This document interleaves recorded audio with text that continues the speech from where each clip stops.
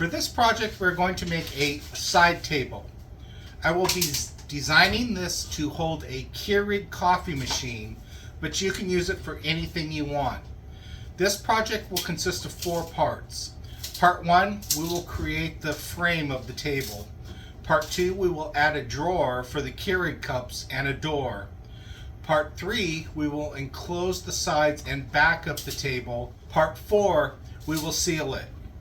I will be using reclaimed wood for this project, but all the measurements will be the same if you are using new wood. Without further ado, let's get started.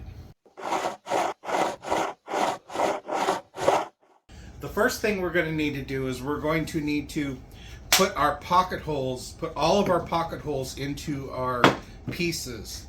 Now we're going to start with 2 of the piece A's and 2 of the piece B's. These are the pieces that I picked to be at the top of the frame, so they will have some additional pocket holes as compared to the other piece A's and piece B's. So let's get started. We're going to start with a piece A. So we got one side,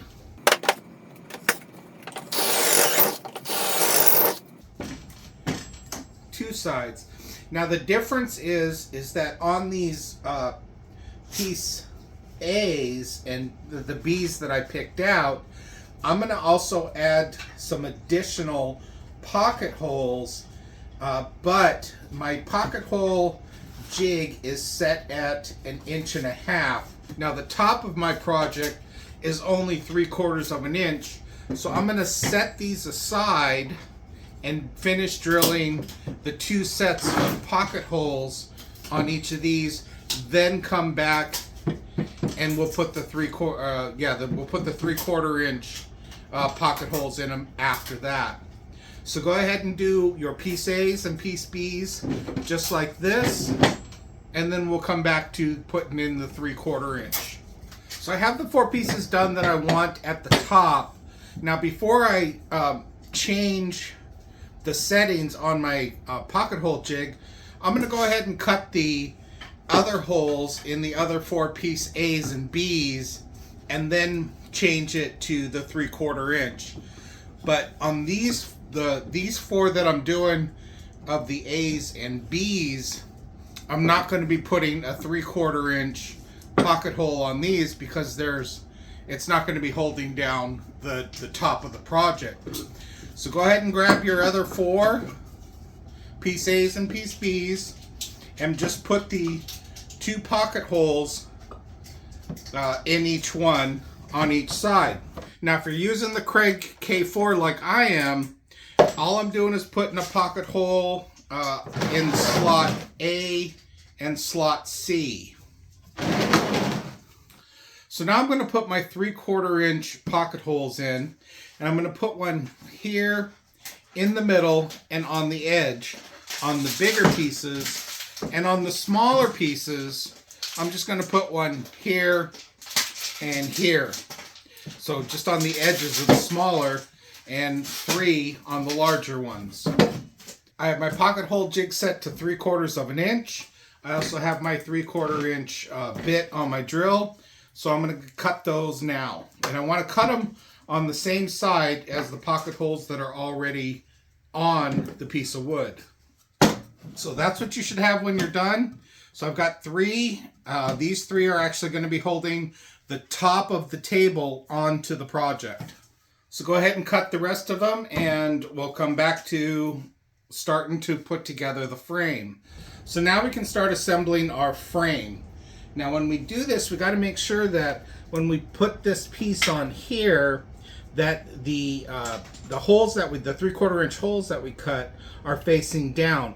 This is actually the top of the table, so we're kind of assembling it upside down. The first thing I'll do is I'll put some glue on each side and then attach them together. And then I'm going to use this bar clamp to hold them together while I put the screws in. So what's cool about this bar clamp is I can actually use the flat edge side of it as a straight edge to make sure that my pieces are lined up here on the back side. Now I can throw some pocket hole screws in there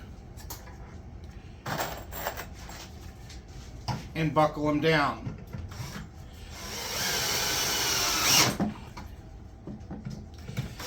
Alright, so I'm going to go ahead and set up the second side the exact same way and put those pocket hole screws in. So now I'm going to put the bottom piece on. And what this is this is just a 4x4. I cut it at 2 inches. So basically it's just a 2-inch spacer. So I'm going to go ahead and put some glue on each side and then clamp it down. Again, I'm going to be using my clamp as a straight edge so I can get everything lined up. Again, that's why I love these clamps. Alright, so now that I got it clamped down, go ahead and throw some screws in there. And then once we got that one done, just go ahead and do the other side the same way. Alright, so now I can go ahead and attach these two sides together.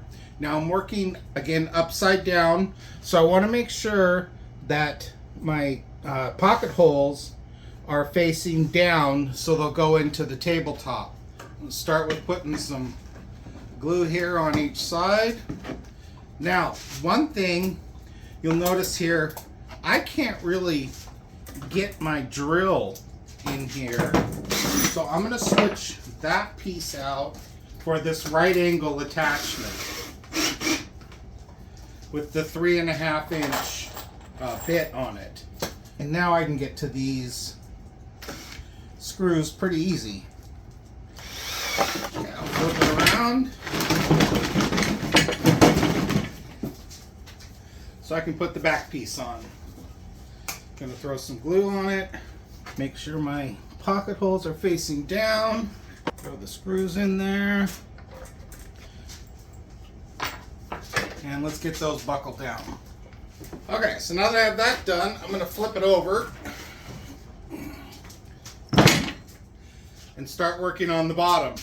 Now on the bottom, on the front, I want to make sure that the piece of wood that goes here in the front is all the way on the ground. I do not want the 2-inch spacer on this piece. So throw some glue. All right, now that I got it tightened down with the clamp, throw some screws in there, and we'll get those buckled down. So now I can put the back piece on. I am going to use the 2-inch spacer on this one, because this one is okay if it does not touch the ground. So now I got myself two 20-inch spacers. So I'm going to put these spacers on, and then I'm going to clamp them down with a pistol clamp. And I'm going to do that on both sides. So now these spacers are going to help me hold this piece of wood into place. And that is one tight squeeze. So this will be my door, and this is going to be the drawer that I'm going to add. So I'm going to take my clamp and get that into place. All right, I can take my spacers off.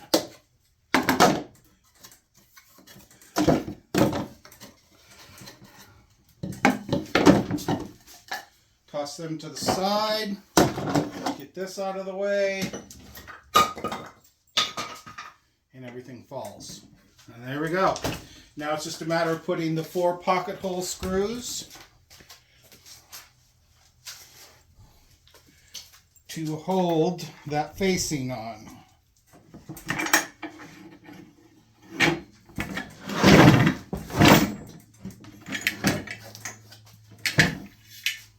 Now I just converted my 20-inch spacers into 11-inch spacers. Now the reason why is because I want this back brace somewhere there about in the middle. So I'm going to go ahead and clamp these two spacers on.